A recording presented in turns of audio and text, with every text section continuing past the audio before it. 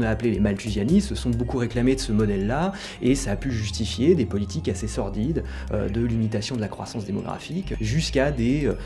antipopulationnismes qu'on appelle eugénistes, c'est-à-dire qui considèrent qu'il faut maîtriser la population à la fois sur un plan quantitatif mais aussi sur un plan qualitatif, c'est-à-dire qu'il faut aboutir à une meilleure population, donc stériliser les plus faibles d'esprit, comme le disait Hardin par exemple, encourager la procréation des plus éduqués, créer un marché des droits à procréer. Malthus ne se serait pas retrouvé du tout dans ce type de modèle. Il en viendra au fur et à mesure de ses publications et plus tard à considérer que justement le problème est plutôt celui d'une sous-population. Il y a plus de ressources qui sont produites par le système industriel que de ressources qui peuvent se vendre compte tenu de la population.